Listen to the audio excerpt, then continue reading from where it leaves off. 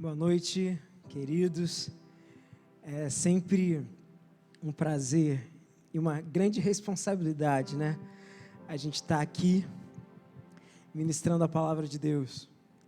Eu falava mais cedo com os meninos da técnica, né? Que a gente não tem noção de o quanto isso que nós estamos fazendo aqui, quanto nós temos feito desde março, quando nós paramos tudo, né? Quando as igrejas teoricamente foram fechadas, quando as reuniões, né, as celebrações foram interrompidas. E o quanto isso que nós temos feito, das lives, das ministrações, dos cultos, o quanto que isso tem alcançado pessoas. E você que está aí do outro lado, me assistindo, me ouvindo, você faz parte disso, você que tem orado por essa igreja, você que tem orado por essa liderança, você tem orado pelos pastores, continue orando, porque não foi fácil nós chegarmos até aqui, mas nós temos certeza que nós não vamos parar. Então continue orando por nós, continue orando pelo pastor Alain, pelo pastor Jones, pelo pastor Felipe, pelo pastor Marcos Nunes, continue orando por esse ministério de louvor aqui, que tem, creio eu, abençoado a sua vida, amém? Eu queria compartilhar nessa noite com você uma porção da palavra de Deus, cujo tema é Lições de Gadara. E eu queria convidar você a novamente abrir a sua Bíblia no livro de Marcos, no seu capítulo 5, nós vamos ler do verso 1 ao 19, eu queria que você acompanhasse aí na sua Bíblia, no seu smartphone, aí no seu telefone, enfim. Diz assim o trecho da palavra de Deus, Marcos 5.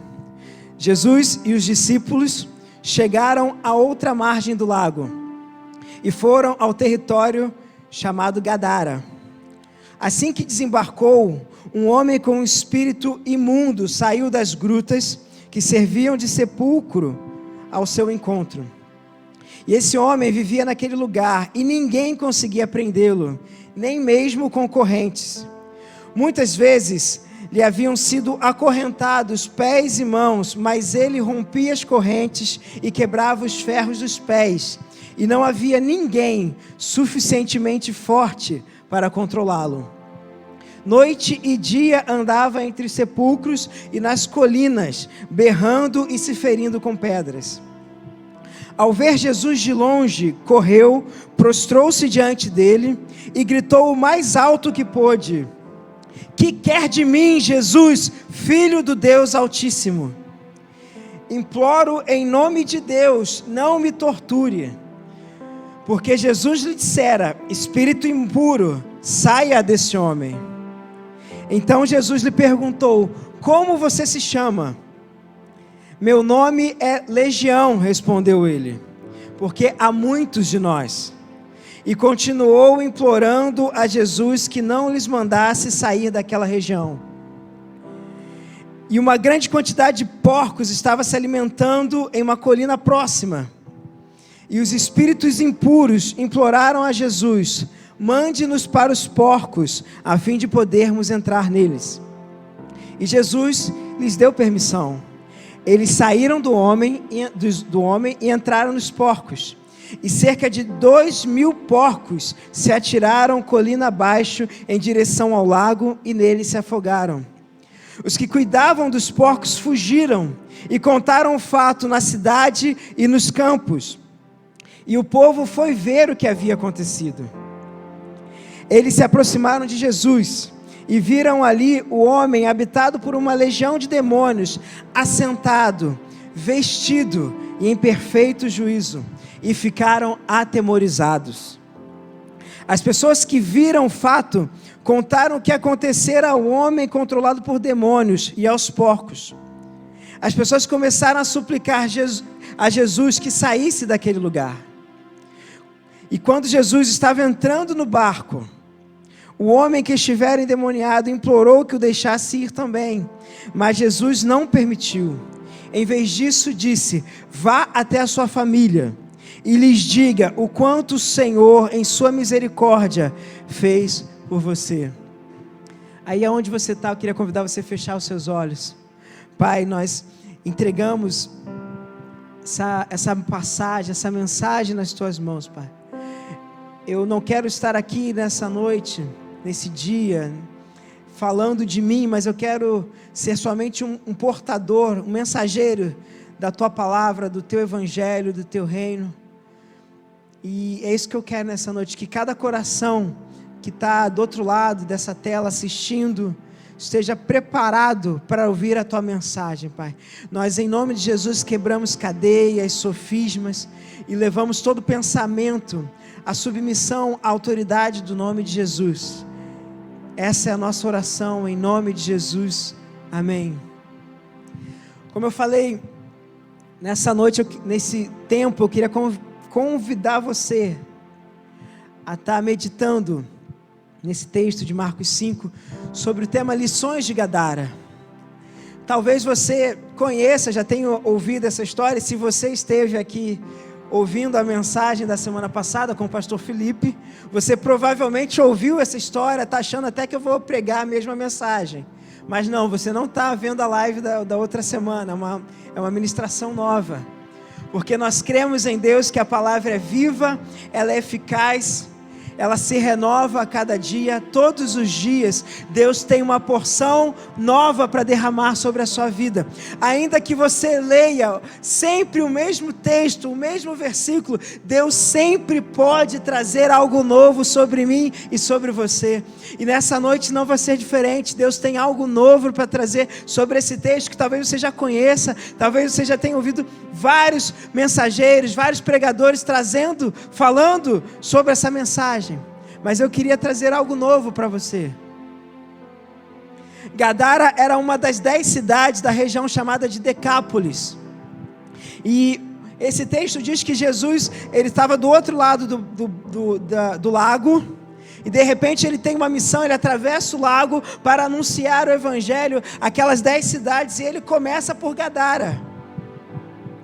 E alguns estudiosos, alguns historiadores dizem que Gadara era uma cidade habitada por não-judeus. Em sua maioria, eram pessoas que não eram judeus.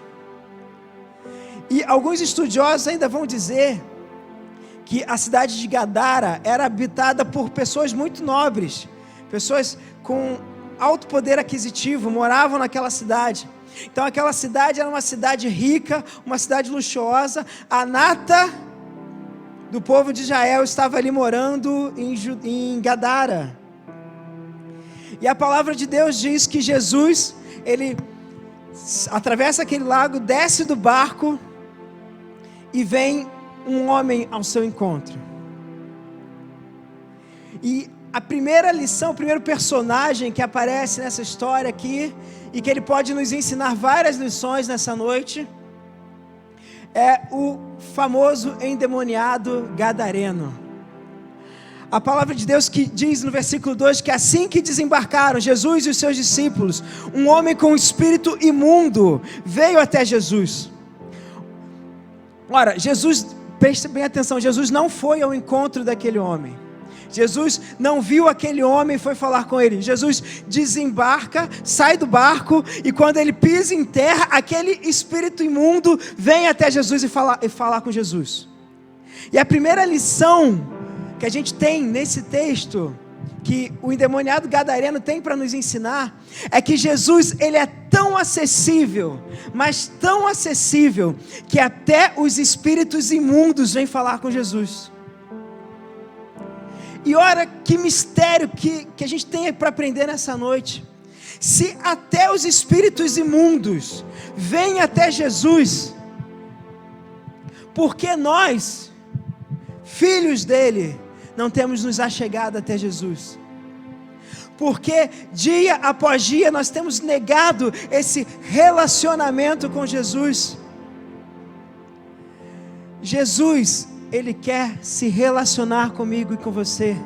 Ele quer ouvir as tuas palavras, Ele quer ouvir a tua voz quando você acorda, Ele quer ouvir a tua voz quando você está indo trabalhar, quando você está em casa lavando louça, quando você está cuidando dos seus filhos, quando você está estudando, quando você está voltando para casa, quando você está indo dormir. Jesus quer se relacionar com você.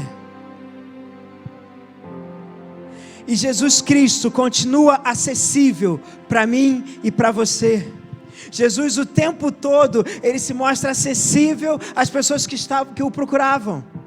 A palavra de Deus em Marcos 10, no seu capítulo, no versículo 13 a 16, diz que algumas pessoas trouxeram algumas crianças até Jesus, e os discípulos não queriam permitir que essas crianças já chegassem até Jesus. E Jesus repreende aqueles discípulos e fala: olha, deixem vir até minhas crianças, porque quem se fizer como essas crianças herdará o reino de Deus. Jesus, Ele se mostra acessível para as crianças. Jesus, Ele se mostra acessível para as pessoas que buscavam perseguir. Existia um grupo de fariseus que perseguiam Jesus, e em João 3 relata a passagem de um fariseu que vai até Jesus, e Jesus se mostra acessível para ele. Se você ler o texto de João 3, um texto bastante conhecido, você vai ver que Nicodemos, um fariseu, vai até Jesus, e Jesus está acessível para ele. O oficial, nesse mesmo texto de Marcos que a gente está lendo, se você continuar lendo, versículo 20, 21, você vai ver que um oficial da sinagoga, Jairo, ele vai até Jesus, e Jesus se torna acessível para ele também. Jesus não nega, Jesus para o que estava fazendo para atender Jairo, porque Jesus, Ele é acessível a todos quantos que o buscam. Jesus, Ele era acessível aos enfermos que foram até Ele. Jesus curou pessoas, Jesus estava acessível.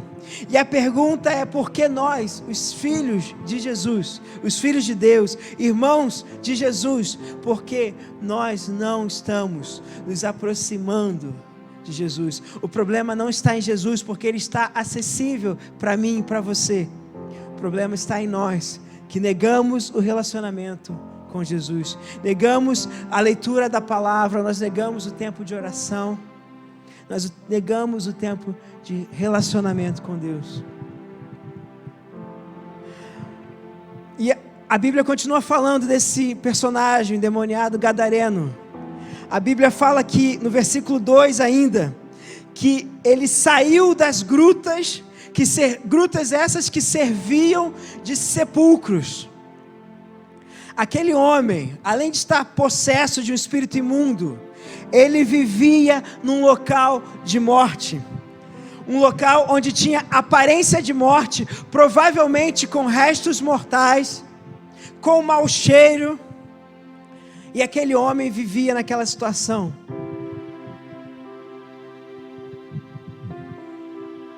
Quantos de nós temos vivido em lugares que aparentam a morte, ou lugares de morte, longe da presença de Deus? Toda vez que nós estamos longe da presença de Deus, nós estamos em um local de morte. Mas quando nós nos aproximamos de Jesus, nós entramos num local de vida, porque a palavra de Deus diz, Jesus Cristo fala: eu sou o caminho, a verdade e a vida. Jesus Cristo, Ele permitiu vida para mim e para você. Nós não fomos criados para a morte, nós fomos criados e chamados para a vida. A morte não era o nosso futuro. Nós não fomos criados para a morte, nós fomos criados para a vida e vida eterna. Mas o nosso pecado, o pecado da humanidade, o pecado de Adão, que se estendeu até nós hoje, isso fez a separação, isso fez com que a morte entrasse no nosso meio. Em Romanos vai dizer, porque o salário do pecado é a morte. Em uma outra versão mais clara vai dizer, aquilo que os homens merecem por pecarem é a morte. Mas graças a Deus, que Deus deu o seu Filho único para nos resgatar da morte e nos dar vida eterna. Nós não fomos chamados para a morte. Quão desconfortável nós ficamos em situações de morte. Você já parou para pensar nisso? O quanto nós estamos desconfortáveis quando a gente está num cemitério, quando nós estamos num velório, quando a gente recebe a informação de que algum conhecido nosso faleceu. Sabe, isso é tão desconfortável para mim e para você, porque nós não fomos criados para a morte. A palavra do Senhor em Salmo diz que Deus não se alegra, Deus não tem prazer em ver um filho dele morrendo. Nem o Senhor se agrada da morte. Porque nós não fomos chamados para a morte, nós fomos chamados para a vida e vida eterna em Cristo Jesus. Romanos 5,17 diz: porque se pela ofensa de um homem a morte reinou por meio dele, quanto mais aqueles que recebem a graça superabundante, isto é, o presente de ser considerado justo, reinarão em vida por meio de um único homem, Jesus, o Messias. Nós fomos chamados para reinar e reinar em vida. Mas não para por aí. O texto de Marcos, no seu versículo 3 e 4, diz que ninguém conseguia prender aquele homem endemoniado, nem mesmo concorrentes. Muitas vezes lhes haviam sido acorrentados pés e mãos, mas ele rompia as correntes e quebrava os ferros dos pés, e não havia ninguém suficientemente forte para controlá-lo. Sabe o que eu aprendo com esse versículo? Na outra mensagem, o Felipe falou que esse homem precisava ser liberto, e de fato, esse homem precisava ser liberto. Mas toda vez que ele quebrava as cadeias, ele, de uma certa forma, ele estava liberto. Mas era uma falsa sensação de liberdade, porque aquele homem, aquilo que de fato aprisionava aquele homem, não eram as cadeias físicas, não era nada físico que de fato prendia aquele homem, que estava impedindo ele de progredir, mas era algo espiritual. Muitas das vezes nós temos lutado com armas erradas, nós temos lutado com armas físicas, tentando derrotar coisas que são espirituais, e muitas vezes nós temos usado armas espirituais para derrotar coisas que são físicas, que são da natureza humana. Está errado. Nós precisamos usar as armas espirituais para derrotar aquilo que é espiritual. Mas aquilo que é humano, nós precisamos usar a nossa humanidade para derrotar. Não eram as cadeias físicas que prendiam esse homem, mas eram as cadeias espirituais. As cadeias físicas, de uma certa forma, representavam uma proteção para aquele homem, para impedi-lo de se ferir e também de ferir as pessoas. Mas não resolvia o verdadeiro problema daquele homem. Porque o problema daquele homem não estava nas coisas físicas, estava nas coisas espirituais. E quantas das vezes nós tentamos resolver os nossos problemas dando um jeitinho humano em coisas que só Deus pode resolver. Parece Jonas tentando resolver as coisas da maneira dele, do jeito dele, pegando um barco e indo para Nínive, porque ele achava que essa era a solução para o problema dele. Se eu pegar um barco e ir para Tarso, e fugir em direção contrária a Nínive, eu vou resolver o meu problema. Mas ainda assim, no meio daquela embarcação, Deus vai lá, encontra Jonas e fala: não é assim que resolve as coisas. Não é fugindo da minha presença que você vai resolver as coisas. Existem realidades que nós temos que mudar. E existem realidades que só Deus pode mudar. Nós precisamos, todos os dias, buscar discernimento em Deus, para a gente conseguir diferenciar quais são as realidades que nós precisamos mudar e quais são as realidades que Deus precisa mudar nas nossas vidas. O texto continua no versículo 9. Então, Jesus lhe perguntou: como você se chama? E ele respondeu: meu nome é Legião, porque há muitos de nós somos muitos. Sabe o que eu aprendo com esse versículo?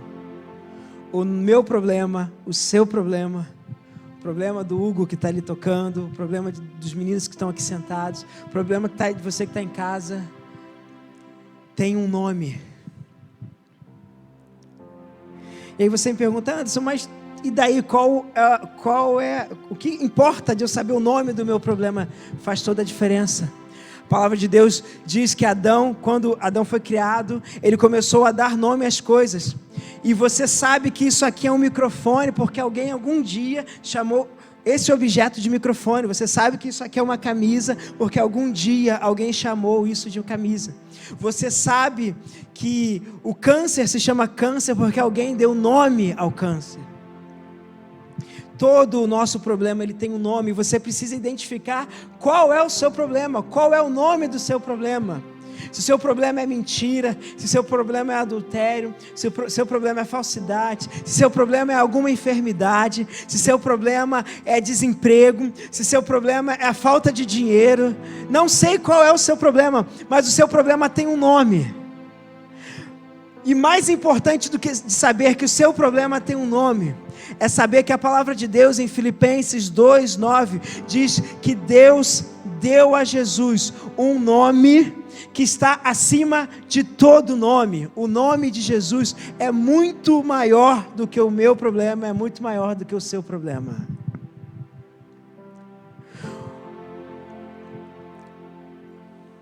Isso não garante que Jesus vai resolver os seus problemas. Nós chegamos essa semana à triste marca de mais de 150 mil pessoas mortas pela Covid aqui no estado do Rio de Janeiro.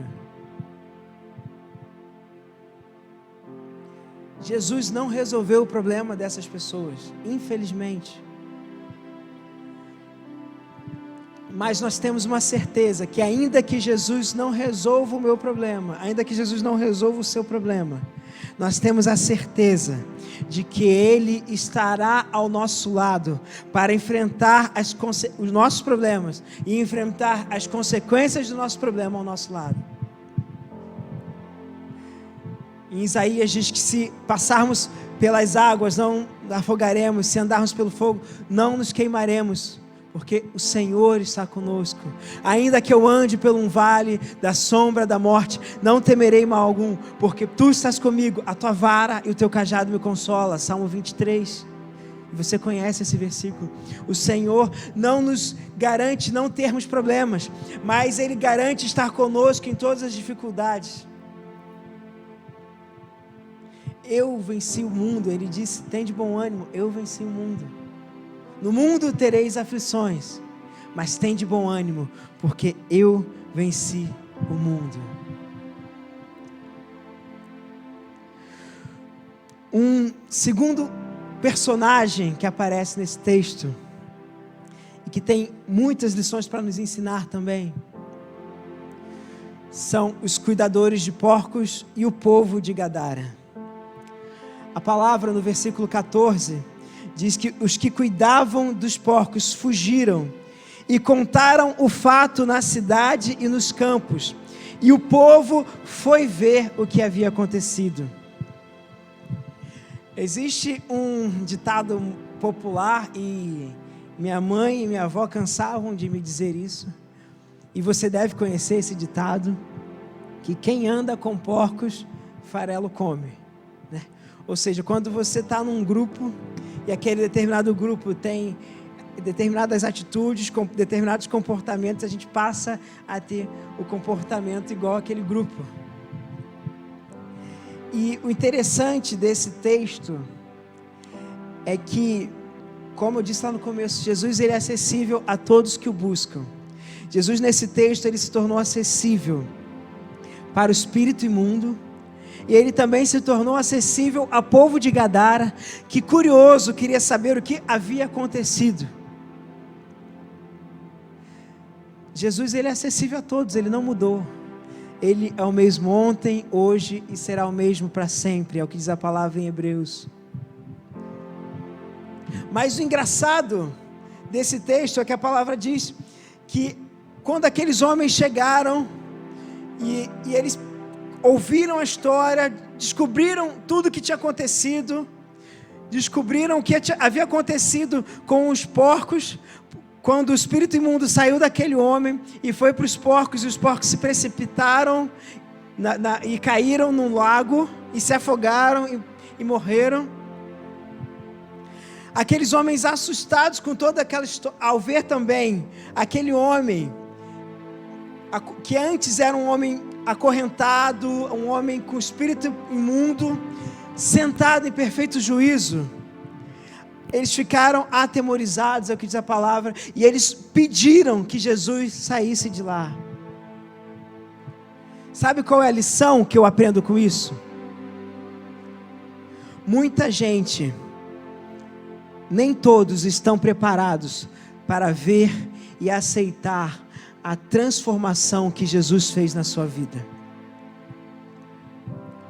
Aquele povo não percebeu que, apesar dos porcos que haviam se precipitado, havia ali no meio deles um homem que havia sido restaurado, um homem que antes era considerado talvez por muitos um lunático, uma pessoa sem controle, uma pessoa que trazia mal para aquela comunidade. Agora é um homem que estava ali sentado, comportado em perfeito juízo, e eles não conseguiram perceber isso, porque eles só estavam preocupados com os porcos que haviam perdido.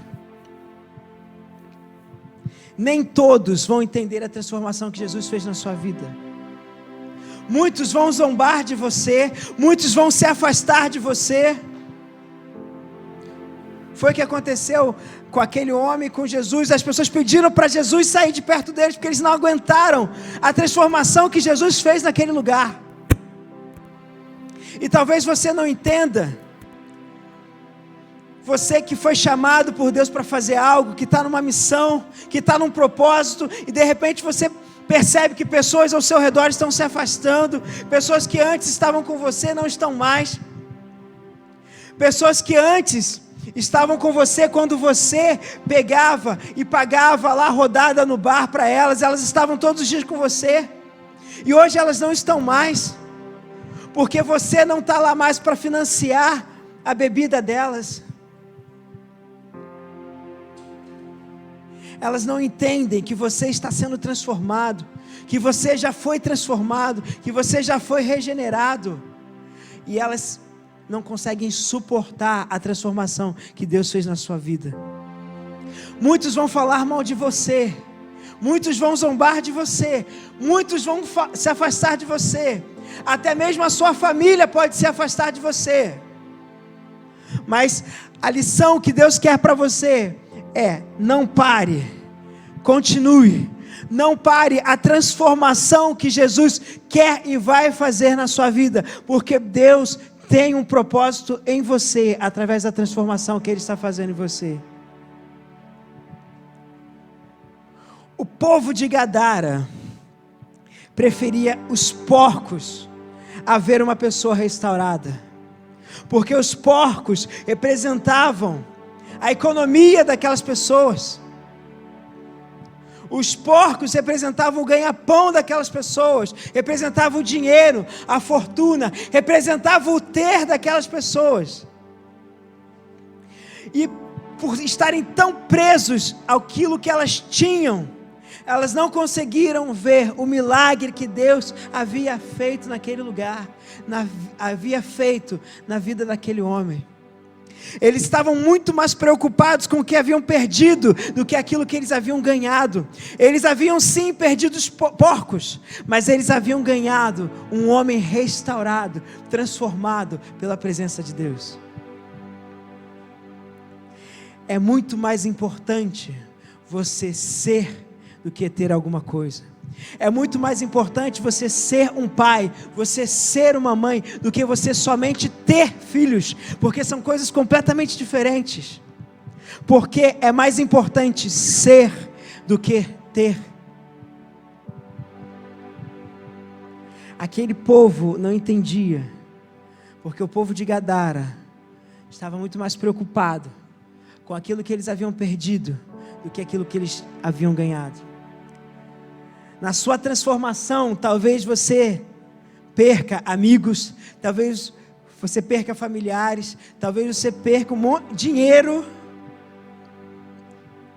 mas saiba que aquilo que você tem para ganhar, aquilo que você já ganhou em Cristo Jesus, é muito maior do que aquilo que você perdeu.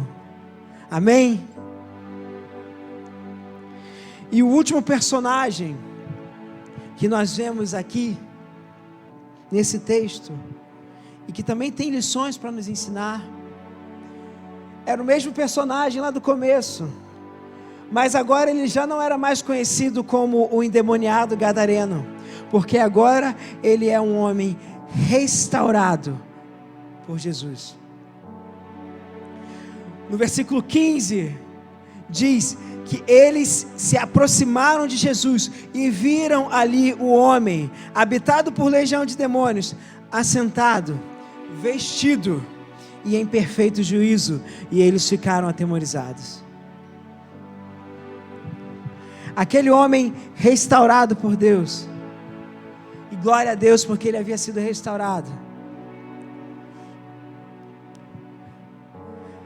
Mas a palavra diz que aquele homem restaurado, ele foi restaurado, mas ele não havia entendido bem a missão, ele não havia entendido como fazer a missão, porque a palavra diz que ele foi correndo atrás de Jesus. Quando o povo de Gadara pediu para que Jesus se retirasse, Jesus retorna para o barco, para voltar, atravessar novamente para o lago, e a palavra diz que aquele homem, ele foi atrás de Jesus, porque ele queria ir com Jesus, e a palavra diz que Jesus não permitiu que aquele homem fosse com ele. Sabe por quê? Porque a missão de Jesus era uma, e a missão que Jesus tinha para aquele homem era outra, completamente diferente. A nossa vida, ela é feita de processos. Tudo na nossa vida é feita de processo, e a gente tem que aprender a não queimar etapas dos processos que nós temos na vida. Você nasce, você começa a ter movimentos. Quando você nasce, você tem movimentos triviais, e dali você começa a ganhar tonificação no seu músculo, no seu corpo. Seu corpo começa a se formar, e aí você começa a ter força nos seus pés, nas suas pernas, e nos seus braços, e você começa a engatinhar. Aí daqui a pouco você começa a ter mais força nas pernas, e no tronco, e no abdômen, e você começa a ficar em pé, e a ter os primeiros passos, e depois você vai crescendo, aí você começa a correr, e você começa a fazer outras atividades, a pedalar, a nadar, a saltar, a pular. Mas tudo na nossa vida são processos. Você não nasce já correndo, saltando, pulando, porque existe um processo. No reino de Deus, as coisas são feitas do jeito de Deus e não do meu jeito, do seu jeito. Aquele homem tinha uma ideia, falou: para a missão ser completa, eu preciso fazer a mesma missão que Jesus. Mas a missão que Jesus tinha para ele era completamente diferente. E Jeremias, ele também nos traz essa lição.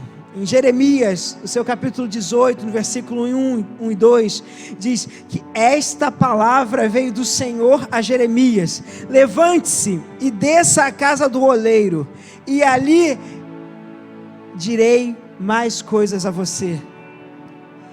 Ora, presta atenção nisso que está acontecendo. Deus já estava falando com Jeremias no lugar onde Jeremias estava. Mas ainda assim, Deus fala para Jeremias: olha, levante-se e desce à casa do oleiro, porque lá na casa do oleiro eu vou falar mais com você. Talvez na nossa concepção humana, ó Senhor, o Senhor já está aqui, já está falando comigo, para que eu preciso me levantar, sair daqui, ir até a casa do oleiro para o Senhor falar comigo? Eu não sei também, mas eu sei que se estamos no reino de Deus, as coisas têm que ser feitas do jeito de Deus, porque o reino é dele, ele é o rei, ele é o Senhor, e não eu e nem você. para esse jovem que agora está restaurado, a missão dele não era a mesma de Jesus. Existia uma etapa que ele precisava cumprir. E a palavra de Deus, Jesus, ele vira para aquele homem e fala assim: olha, vá até a sua família e lhes diga o quanto o Senhor, em sua misericórdia, fez por você. A primeira etapa da missão daquele homem não era atravessar o lago e seguir a Jesus, era se voltar para a família dele e anunciar aquilo que Jesus tinha feito na vida dele.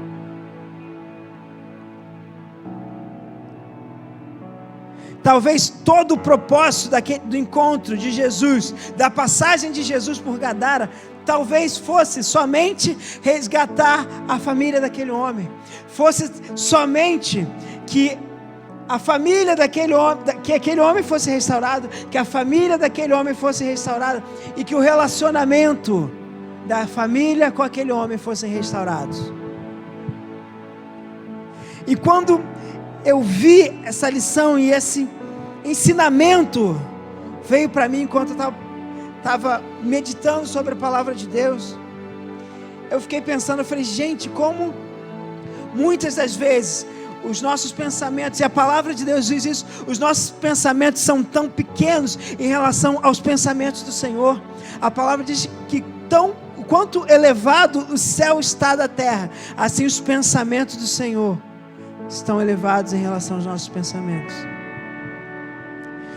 O Senhor, Ele tem controle de todas as coisas, Ele tem a ciência de todas as coisas, Ele sabe de tudo.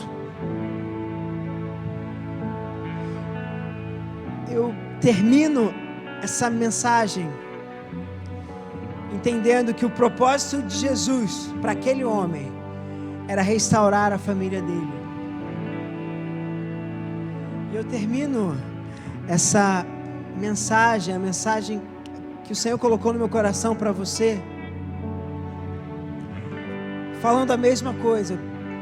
Senhor, nessa noite, nesse dia, nessa tarde, nessa manhã, eu não sei quando você estará assistindo essa mensagem, mas eu tenho certeza que ela vai chegar a tempo oportuno para você.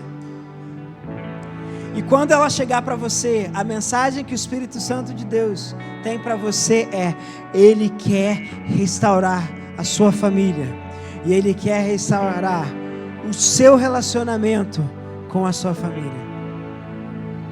E eu não poderia terminar essa mensagem de outro jeito, a não ser orando por você e orando pela sua família. Eu queria convidar você a mais uma vez a fechar os seus olhos. Se você está aí ouvindo essa mensagem com a sua família, a dar as mãos para quem está do seu lado. E mesmo antes de eu começar a orar, que você aí na sua casa começasse a interceder pela sua casa, pelos seus pais, pelos seus irmãos, pelos seus filhos. Enfim, eu não sei. Você conhece melhor a sua casa, o seu lar, do que eu. E talvez, eu tenho certeza que a sua oração vai ter um impacto na sua família muito maior do que talvez a minha oração. Não que eu seja mais crente ou menos crente que você, não é essa a questão. Mas tem a ver com quanto você está disposto a interceder, a orar e a clamar, a se aproximar de Jesus, para que o relacionamento da sua família seja restaurado.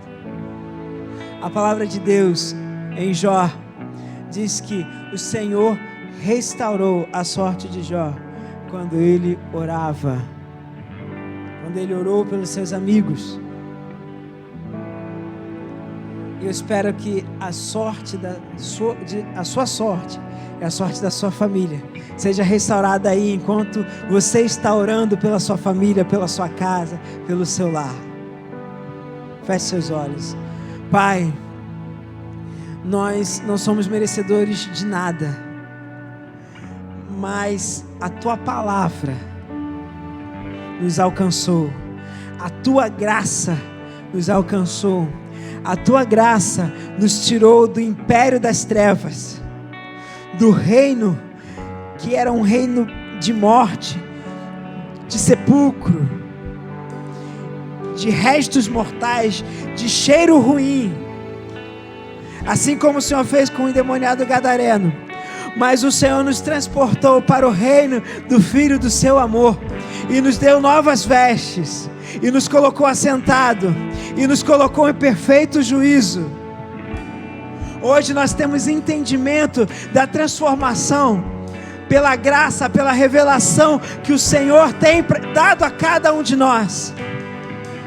E neste tempo, nesse dia, nesse tempo que se chama hoje, nós oramos pelas famílias, nós intercedemos pelas famílias, nós oramos pela restauração dos relacionamentos de pais com seus filhos, restauração do relacionamento dos filhos com seus pais, de maridos com suas esposas, esposas com seus maridos.